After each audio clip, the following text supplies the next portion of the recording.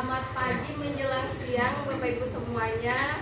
Sebelumnya saya ucapkan terima kasih karena telah hadir di kegiatan desiminasi, di mana ini kegiatan desiminasi ini karena saya mengikuti pelatihan berbasis TIK jenjang SMA, SMK dan SLB se-Kalimantan Timur yang telah dilaksanakan pada tanggal 8 sampai 11 November di Balikpapan. Dan sebelumnya saya ucapkan terima kasih juga kepada Bu Erni, berhubung Bu Erni lagi di sebelah ya, karena telah memberikan waktu kepada saya untuk melakukan desiminasi ini. Dan ini adalah salah satu pemenuhan tugas saya untuk menyelesaikan beberapa tugas-tugas yang diberikan dari pihak narasumber, yang dimana pelatihan ini diadakan oleh Tekkominfo. Ya, jadi ternyata kemarin itu undangan pelatihan itu teruntuk kepada guru-guru yang telah mengikuti perlombaan video pembelajaran, dan kemarin itu tidak semuanya peserta memperoleh undangan itu, dan semoga peserta lainnya yang belum memperoleh undangan bisa mendapatkan undangan tersebut. Ya, di sini ada hal yang ingin saya tanyakan kepada Bapak Ibu. Mengapa guru harus menyesuaikan diri dengan era perkembangan revolusi industri di 4.0 ini? Sebenarnya di sini saya mohon izin Bapak Ibu bawa HP ya semuanya ya.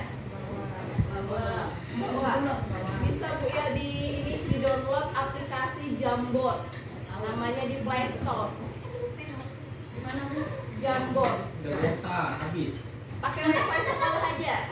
Memori dicukup. Oke.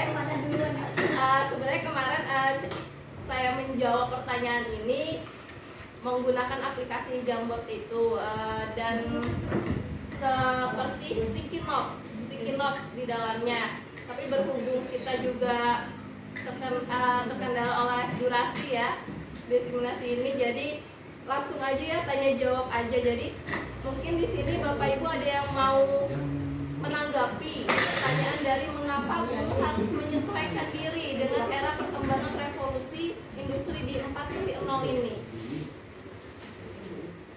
Boleh Bu Yona? Mencerna dulu ya. Mencerna dulu. Iya kan, kita kan sudah masuk di zaman namanya era digital. Jadi Bapak Ibu guru juga mengikuti perkembangan zaman ini dalam proses pembelajarannya. Jadi mengapa sih guru itu harus menyesuaikan diri terhadap perkembangan zaman ini? Iya, kenapa Mi? Karena Mami kan salah satu kandidat PPG yang lagi berjalan, di mana harus menggunakan aplikasi ya Mi ya untuk menyelesaikan PPG ya. Itu kesulitan. Iya, jadi kalau misalnya kita nggak menyesuaikan, kita akan mengalami kesulitan ketika di lapangan. Jadi itu harus menyesuaikan diri kita untuk bisa mengupgrade diri nih ya dalam menyesuaikan diri dalam perkembangan zaman ini. Ya baik, ini bisa kita simpulkan mengapa sih guru itu harus menyesuaikan dengan era perkembangan revolusi industri ini.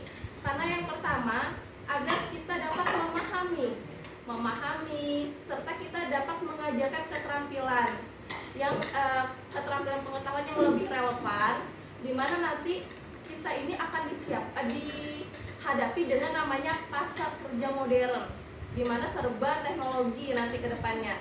Dan itu agar kita juga bisa mempersiapkan peserta didik kita untuk menghadapi tantangan-tantangan yang ada di dunia kerja nanti. Itu. Selain itu juga agar kita dalam proses kegiatan pembelajaran itu lebih berinovatif serta lebih efektif gitu ya.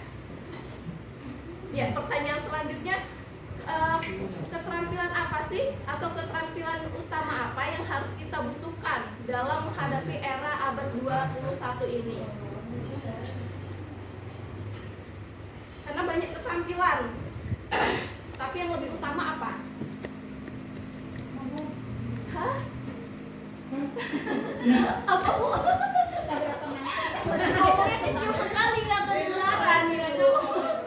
Ngomongnya takut kali. Ya Allah. Waktu ada pertanyaan ini kebetulan jawaban saya waktu itu disorot oleh narasumber karena saya menjawab keterampilan beradaptasi. Mengapa saya memilih keterampilan beradaptasi? Karena kita di SLB Negeri Tenggarong ini kan kita mengetahui dengan berbagai macam karakteristik peserta didik di dalamnya dengan beragam disabilitas di dalamnya. Nah, walaupun dengan memiliki hambatan, kita harus dituntut untuk bisa beradaptasi juga, walaupun tidak semua peserta didik akan kita arahkan ke dalam pembelajaran yang berbasis teknologi ini. Dari itu seharusnya sih tidak tidak untuk SLB aja ya, tetapi di sekolah umum pun juga memerlukan keterampilan beradaptasi itu. Dengan perkembangannya zaman, mau tidak mau kita harus memang belajar teknologi dari yang ibaratnya kemarin kita COVID itu kan kita sudah belajar tuh menggunakan Zoom seperti apa ya kan, habis kita memberikan pembelajaran melalui Zoom seperti apa. Nah itu kita sudah beradaptasi sesuai dengan kebutuhan yang kita inginkan. Selanjutnya, nah ini adalah beberapa keterampilan di mana yang dibutuhkan. Diantaranya ada 4 keterampilan teknis, keterampilan dalam penguasaan teknologi, dan ada namanya keterampilan generik. Ini keterampilan komunikasi serta berpikir kritis. Ada kemampuan untuk berkolaborasi dan keterampilan memecahkan masalah, di mana di sini kita butuh namanya critical thinking untuk dalam memecahkan masalah. Nah, berikut adalah konsep pemanfaatan TIK di sekolah. Di antaranya ada kebijakan. Kebijakan di sini adalah upaya dari pemerintah pusat maupun daerah untuk bersama-sama mengupayakan teknologi serta sumber daya manusia di dalamnya yang terdiri dari ada kepala sekolah, guru maupun pengelola TIK, dan konten adalah sumber digitalnya serta software. Software itu aplikasi yang mendukung kegiatan pembelajaran, dan hardware seperti PC, laptop, gadget, tentunya didukung juga dengan adanya jaringan. Ya, kalau misalnya nggak ada jaringan kita nggak bisa browsing, ya kan? Nah sebenarnya itu juga yang mengalami kendala-kendala di sekolah yang berada di 3T. Kalau misalkan dari 5 item ini tidak ada, maka pemanfaatannya menjadi tidak maksimal. Karena apa? Karena saling berkesinambungan, saling berhubungan. Ya, selanjutnya mengenai pemanfaatan teknologi sinkronus dan asinkronus.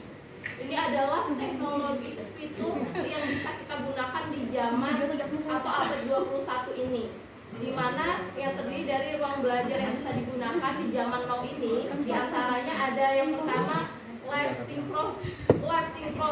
Live synchronous ini kegiatan pembelajarannya secara langsung itu kita langsung berhadapan nih sama murid. Nah, di mana waktunya pun bersamaan.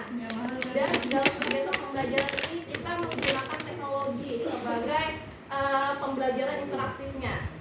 Lalu ada namanya virtual synchronous. Di sini ada kegiatan pembelajaran yang bersifat maya.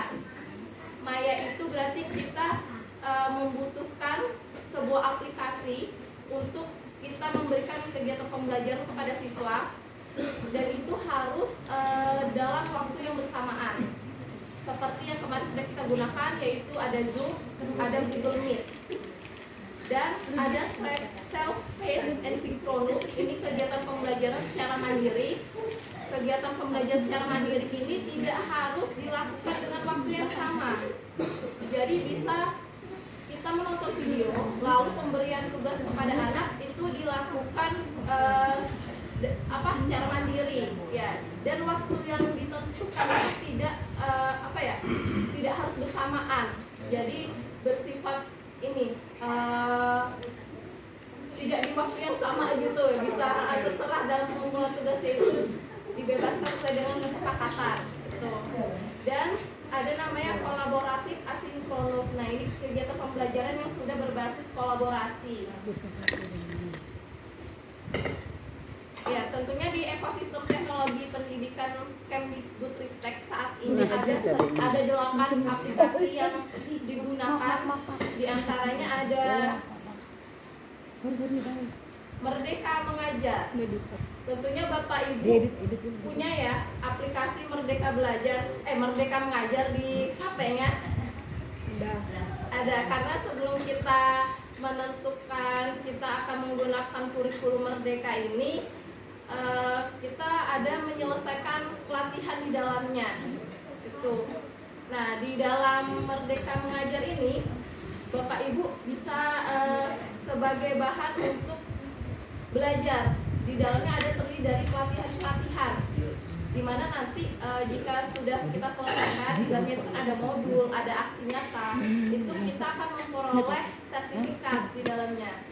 Di mana juga Merdeka Mengajar ini memiliki fitur yaitu belajar, mengajar, dan berkarya di dalamnya. Merdeka Belajar ini memiliki visi dan misi, yaitu pendidikan berkualitas bagi seluruh rakyat Indonesia. Di antaranya ada keluarga, guru, institusi pendidikan, dunia usaha, serta masyarakat. Yang kedua ada rapor pendidikan. Kayaknya nggak ada ya. Sebenarnya di sini saya mau menanyakan ke bagian Dapodik mengenai rapor pendidikan. Ini sebaiknya rapor pendidikan itu kita share setiap tahun dari kita setelah kita melaksanakan AKM kemarin.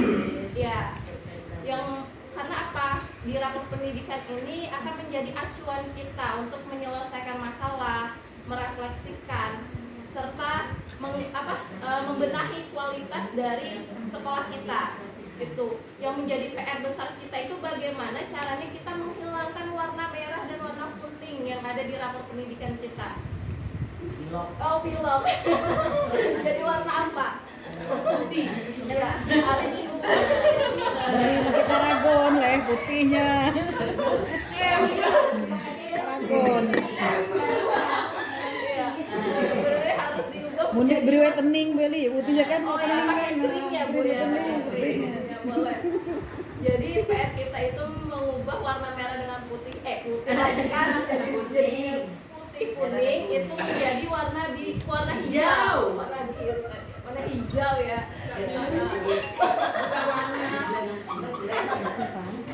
Warna hijau. Udah pulang ya? Iya, iya. Berarti PK Bapak ya. itu Iya, di Pak. rapor kita itu dilihat di AKM-nya ya. Iya. Bu Yona, tolong Itu ya. kan sukses kita AKM-nya. ada mengisi survei dari lingkungan.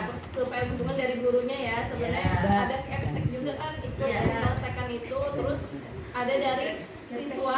Nolok itu. Gurunya sudah terisi 7. Aku pesan di, aku pesan nol. Yang guru SMA. Ya aduh. Itu sebenarnya semuanya warga sekolah itu kan ada kepala sekolah, ada guru, ada siswa ya kan. Iya, semuanya itu menyelesaikan sebagai apa? Sebagai nanti kita agar mengetahui hasil dari kualitas sekolah kita ini seperti apa sih nanti ya kan itu. Terus siswa yang kalau di SLB kan tidak semua siswa bisa mengikuti AKM itu kan. Nah, biasa itu siswa yang Di sekolah lain juga kayak itu, cuma diambil. iya sampelnya aja. Tapi kalau kita yang di SLB ini lebih diutamakan yang tidak memiliki hambatan intelektual ya, tidak ada masalah hambatan intelektualnya. Untuk tambahan juga BK kalau misalnya mengisi survei lingkungan itu tidak boleh dalam waktu yang bersamaan. Iya. Itu yang dinilai orang di Kemendikbud ya. Iya. Itu kan kadang-kadang kan kita mau ngisinya sama-sama dan isinya sama. Itu sebenarnya salah katanya begitu informasi yang saya dapat. Iya, karena kan Si setiap bapak juga ini ngerjakan gini, jadi nggak boleh. Kalau misalnya sama, artinya ada seseorang yang mengisikan sama-sama. oh gitu. Nah itu yang bagus, itu yang betul. Berarti kalian tidak boleh sama. Jadi boleh, itu hati kita yang isi yang ada tuh misalnya pilihannya ada apa, pokoknya tidak senang, tidak ini, itu ya sesuai gurunya, bukan diatur. Iya. Makanya itu untuk lapornya, untuk tambahan aja. Iya, karena kan kita setiap orang pasti punya pemikiran yang berbeda kan. Berbeda. Dan pikiran itu tentunya ada alasan di dalamnya. Iya, benar sekali itu jadi kalau CGT Berikutnya. kalau CGT Tahun 2000 berapa? 24 Coblos saya. Amin. Oke, Banyak amin ini. Kita lanjut lagi ke ada web namanya Kampus Merdeka. Mungkin berdua tuh kampus yang mana? Bina sama Iya benar. Bina Ini sama Desi. adalah kegiatan di mana mahasiswa boleh mengambil mata kuliah di luar melalui Kampus Merdeka ini. Selanjutnya ada namanya web Merdeka. orang aja Yang bisa dipergunakan bersinergi antara perguruan tinggi dan industri. Jadi nanti yang kedepannya nih kita udah ada bayangan nih mau mengabdikan diri di mana setelah lulus perkuliahan nanti itu bisa melalui web Merdeka ini. Demi kemajuan Indonesia tentunya sesuai dengan visi Kampus Merdeka Kemdikbudristek. Ya. Selanjutnya ada akun belajar ID. Ada nggak di sini Bapak Ibu yang belum punya akun belajar ID? Saya Kenapa belum punya? Saya Iya. mereka saya Akun belajar ID ini sebenarnya selain guru, kepala sekolah juga punya, ya dan siswa ya juga punya. mertua ada Bentar, keduanya mengajar atau tidak? Kalau mengajar ada. istri juga karena guru. Iya, guru. Ya, punya ya. Masalahnya mereka kami lupa paspor. Nah, itu nanti bisa ditanyakan ke Wika di bagian Dapodik. Karena ini kan kita mendapat akun ini dari Dapodik ya. Nah, di akun belajar ID ini berfungsi untuk kita masuk ke halaman di mana halaman tersebut membutuhkan akun belajar ID. Salah satunya seperti aplikasi PMM, platform Merdeka Mengajar, itu membutuhkan akun belajar ID.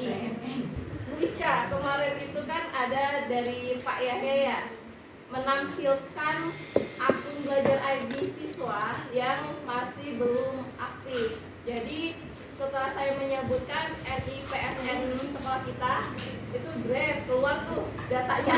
Oh, namanya segalanya dari ngaku. Keluar datanya kan itu ternyata dari 252 ya Bika kalau nggak salah di data Dapodik siswa kita itu baru sekitar 37 atau sekitar 23% aja yang aktif akun belajar ID-nya. Enggak, iya. Memang tidak semua siswa kita bisa terarah untuk belajar menggunakan itu ya Bika ya. Iya. Nomornya dua. Namanya aku. Tapi Bu, ini perkembangan zaman benar-benar kita harus ini deh. Tuh kan, Kenalannya kami kan.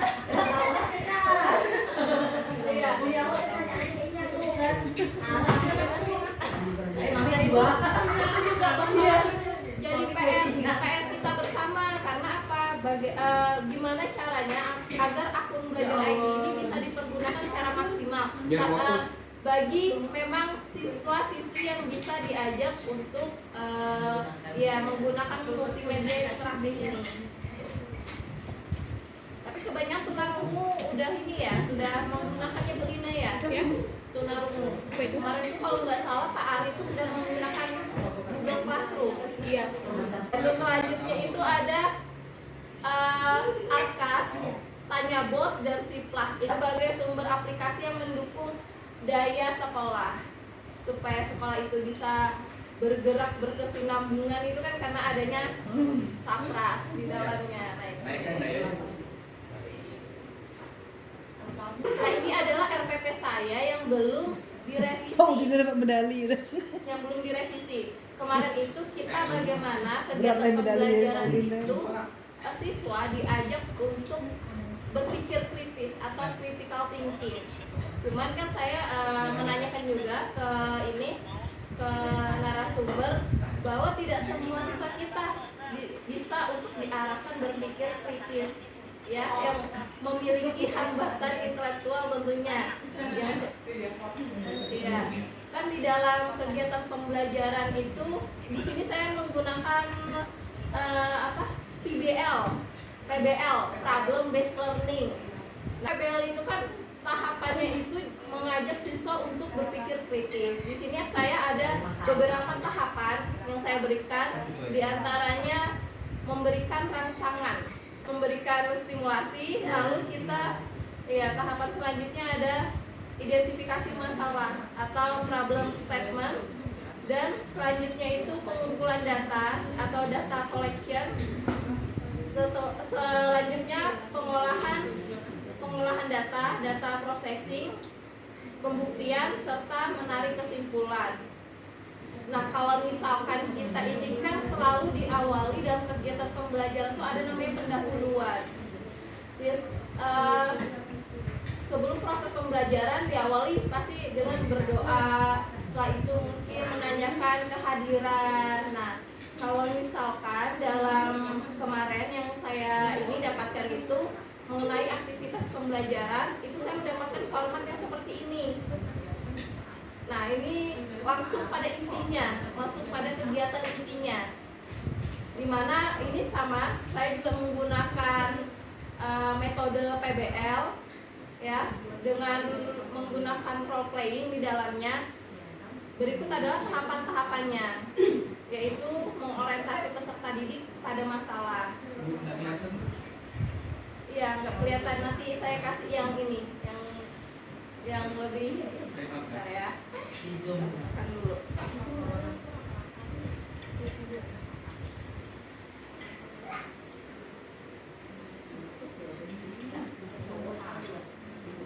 Biasanya Pak Reza nih maju ke depan, nanti mau bertanya Pak ya.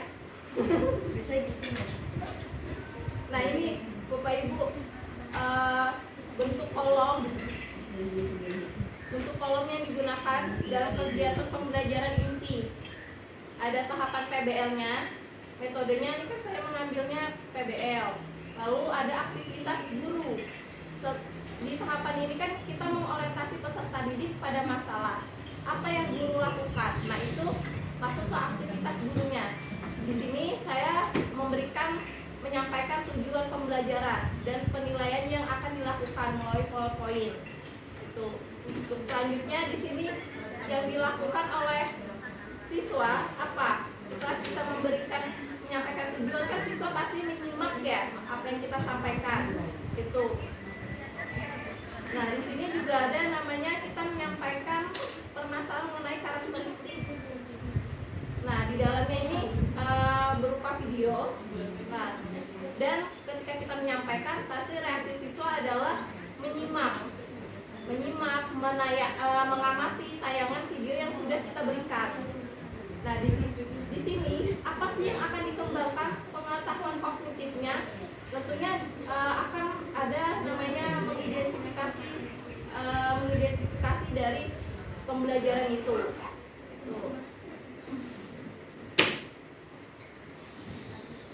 Nah, seperti itu nanti saya share aja ya di grup ya.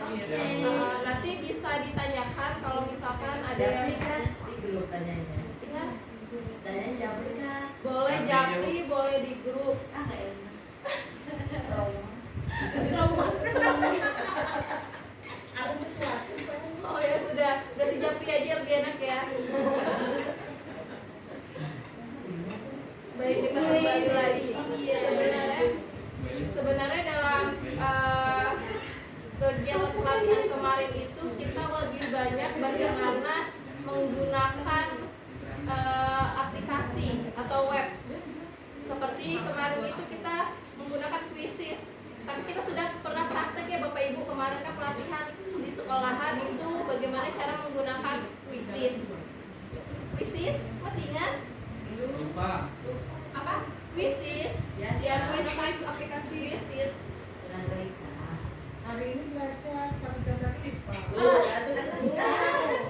Batuha Bu. Batuha beri dia. Harap dimaklumi dan dia. Yang Widi kan Kak? Yang Widi. Widi itu kuisis ya kemarin. Ya. Bukan Ya. milik lain. Widi. Lain. Ya persis. Oh, puisis. Nah ini kuisis yang saya buat Dengan kemarin. ada ini sebutinnya tuh Visioner. yang TTS tuh.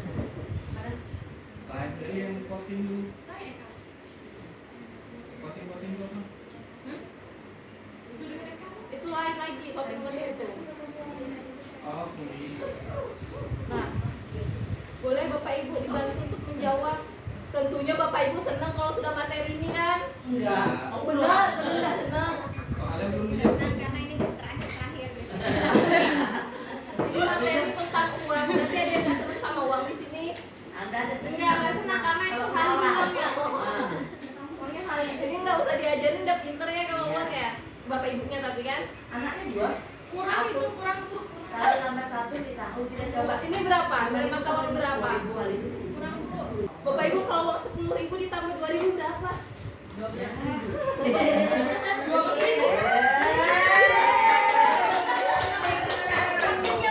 Tuliskanlah yang termasuk jenis uang yang biasa digunakan sebagai alat pembayaran di pasar tradisional.